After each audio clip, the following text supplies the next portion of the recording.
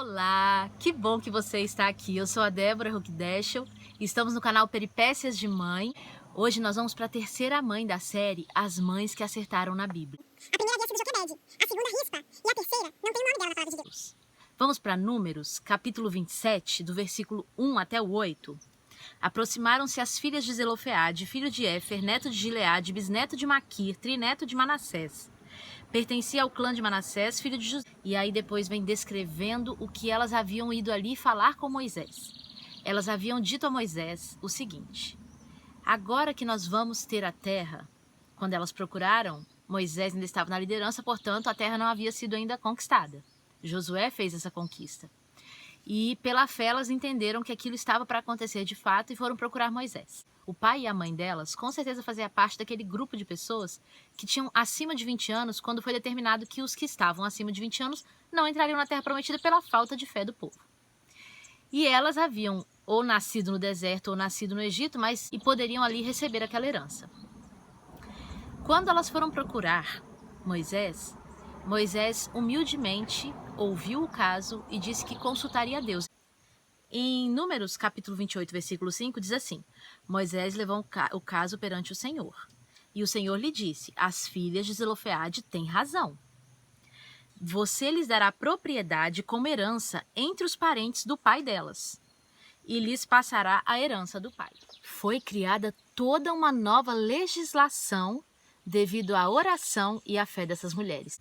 Os nomes têm significado muito especial entre a cultura judaica.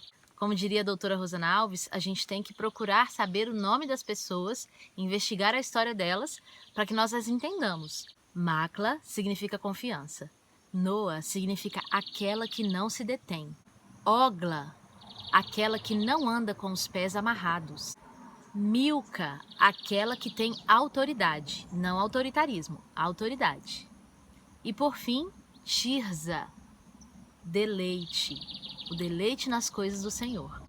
E elas demonstraram que os nomes delas tinham sim construído, assim como também a educação que receberam, um caráter de quem confia no Senhor e na sua justiça. Afinal de contas, não havia nenhuma legislação que privilegiasse mulheres com herança, nem de terras, nem de posses. Números, capítulo 36, do versículo 2, 3, 10 e 11. Alguns homens da tribo que elas pertenciam, a tribo de Manassés, foram procurar Moisés com uma reivindicação a respeito de com quem elas se casariam. Sabemos então que todas eram solteiras. E eles disseram: mas nós precisamos que elas se casem com alguém da nossa tribo, porque senão a herança passará de uma tribo para outra e nós seremos prejudicados como tribo. Eles estavam muito preocupados com isso. Mas aquelas meninas, além de serem confiantes, corajosas de oração, elas também eram obedientes, também eram submissas às regras e leis. Tanto é que quando Moisés as chamou e disse: olha, vocês precisarão casar dentro da tribo de vocês.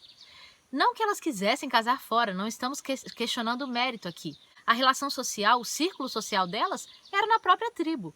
Mas esse pré-requisito que foi colocado para que elas recebessem a herança, depois de Deus já ter respondido que a herança seria delas, foi aceito tranquilamente. Elas então casaram-se com seus primos. E todas elas realizaram com tranquilidade. Nós percebemos que essas filhas de Zelofeade, elas todas tinham sim uma característica que dá para a gente repercutir lá na infância. Com certeza elas receberam alguma educação espiritual forte. Como eu já disse em outros vídeos, não dá para acreditar nem os ônus nem os bônus dos filhos para os pais, 100%. Mas que há uma participação, sim, nós temos que confessar. Caso não houvesse essa participação, Deus nem criaria crianças, né? Já criaria todo mundo igual a Adão, grande. Se há uma infância, se há essa experiência, é porque Deus queria sim que o envolvimento fosse familiar, que houvesse sim essa educação, e a Bíblia demonstra isso em um monte de histórias. E olha, eu vou dar um testemunho aqui, porque eu me mudei para São Paulo em 2003 para estudar, acabei me casando e ficando por lá durante 11 anos. Algumas vezes eu frequentei uma igreja adventista no Capão Redondo, um bairro da zona sul de São Paulo, e lá eu fui beneficiada tanto com orações quanto com um sermão que eu ouvi de uma irmã da igreja do Capão que eu passei a admirar, passei a entender que era uma mulher de Deus. Eu me mudei de São Paulo e vim morar no interior, numa fazenda de lazer, um catre. Houve um evento aqui em que meu esposo convidou uma palestrante e era irmã dessa outra que havia me beneficiado através das bênçãos que Deus deu a ela. E ela foi um canal de bênçãos que me atingiu, ela nem sabe disso, que era a irmã Ruth Wasman, né? A irmã dela, a Raquel Fonseca, veio aqui e também derramou através das bênçãos que Deus deu para ela, compartilhou conosco bênçãos. Depois de um tempo veio a pandemia. E mesmo eu morando no interior de São Paulo, eu comecei a frequentar cultos online de igrejas de outros lugares, inclusive a Igreja Adventista de Curitiba. E uma outra irmã dessa mesma família também foi usada por Deus para beneficiar os meus filhos, meu marido e eu, a Rosana Fonseca. E se vocês quiserem, eu vou colocar até aqui no lado no vídeo a descrição do testemunho dela, o linkzinho com o testemunho. A irmã Rosana Fonseca foi muito usada por Deus durante 10 anos como missionária de Deus na Igreja Adventista de Curitiba, levando muitas almas a conhecer a Jesus e a amá-lo como ela o ama.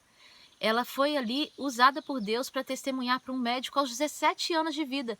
E ao ouvir esse testemunho, eu percebi que tinha uma mãe de oração por trás.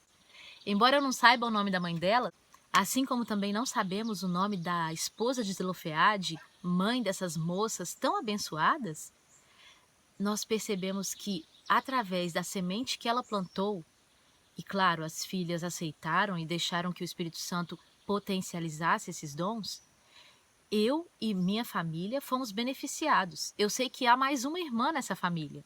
E eu imagino que ela seja tão abençoada e tão mulher de oração quanto as outras, a Roseli. Então eu fico a imaginar, se você conhece essa família, eu conheço bem menos que você, talvez.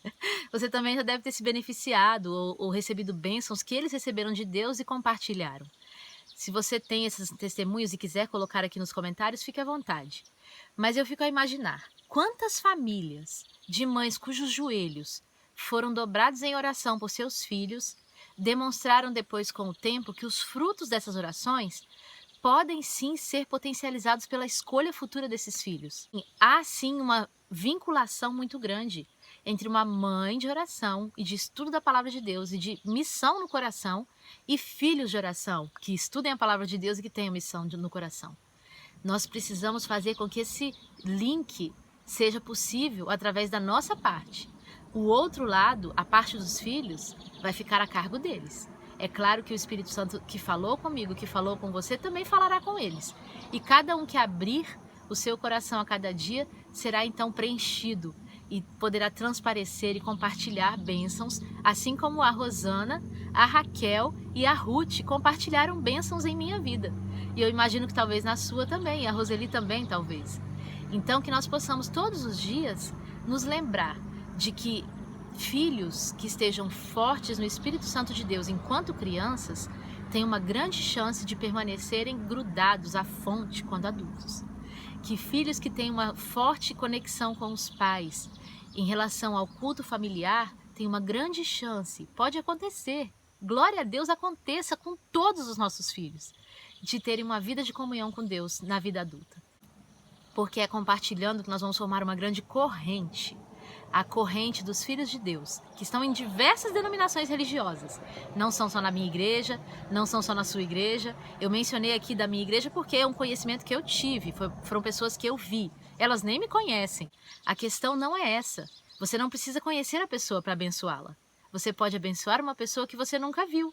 Eu posso abençoar uma pessoa que eu nunca vi, com as bênçãos que Deus me deu. É só a gente se disponibilizar, arregaçar as nossas mangas e começarmos a fazer alguma coisa. Se você souber fazer um pão, que seja um pão. Se você souber dar um sorriso, que seja um sorriso. Se você souber abrir uma igreja, limpar o chão de uma igreja, ser uma recepcionista ou fazer algo fora da igreja, por exemplo, um estudo bíblico, por exemplo, uma visita a um doente, por exemplo, algo que os seus filhos possam fazer junto com você, fazer um cartãozinho para um idoso, né, lavar a louça de um idoso, qualquer coisa que nós pudermos fazer para discipular os nossos filhos a colocarem a mão na massa e deixarem suas mãos a serviço de Deus, é bem-vinda. E que nós as façamos, porque Deus com certeza vai frutificar, vai multiplicar na sua vida e na minha vida. É o meu desejo para todas nós. Um beijo e um abraço.